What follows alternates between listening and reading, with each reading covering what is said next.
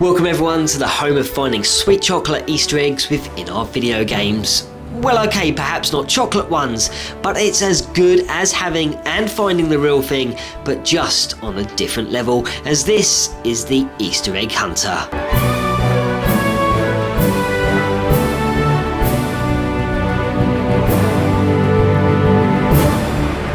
It is little more than over a day at the time of making this video that I released my Halo 2 Easter Egg Hunter edition that featured no less than 7 different Easter eggs from the game. But it would seem from the comments I have received that there is one particular Easter egg you wished I had featured more than any other, and that would be the Scarab Gun Easter egg, and that's exactly why I'm back. The Scarab Gun is a weapon which is shaped and looks more or less like a plasma rifle, but it holds the fire and energy power on an enormous scale and is actually based on the main weapon used on the Type 47 Ultra Heavy Assault platform, also known as the Scarab, which you must actually take down in the level of Metropolis. So where is this delicate but ultra powerful weapon lurking? Well, I'm about to show you.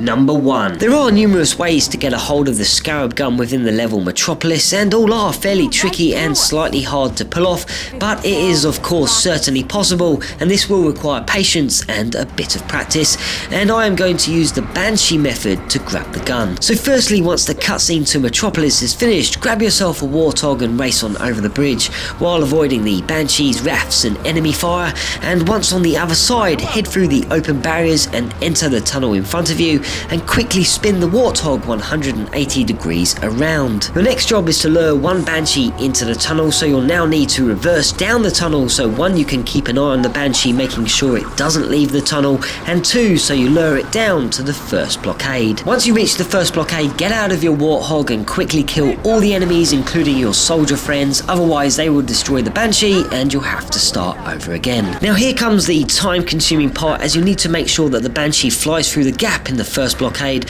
so move around so the enemy flying the Banshee can see you, and he will try to move the Banshee around in the tunnel. However, since it's in such a tight space, you will find the Banshee will get stuck from time to time, but will never get so stuck it can't move again. Once you have lured the Banshee through the first blockade, kill every enemy in sight, but keep your eye on the Banshee, as sometimes if you lurk too far away from it, it will disappear. Once all the enemies have been destroyed, you now need the Banshee to fly through a second blockade, and once again this may take a while, but a great tip is to stand on the blockade itself so that the Banshee will fly towards you and then should pass safely through. Now that you have the Banshee successfully through, you need it to pass through a small tunnel, which is like trying to put a round peg in a square hole, but it is very doable. When the Banshee enters the tunnel, turn on your flashlight and slowly walk backwards up the slope inside, and the Banshee should follow you in.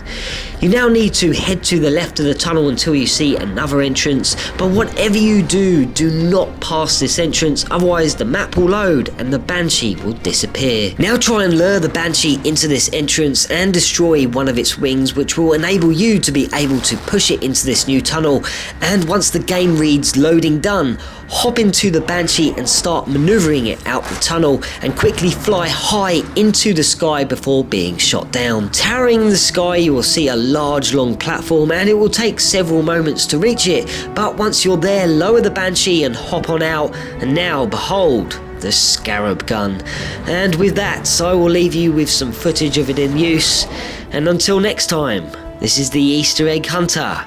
breaking out.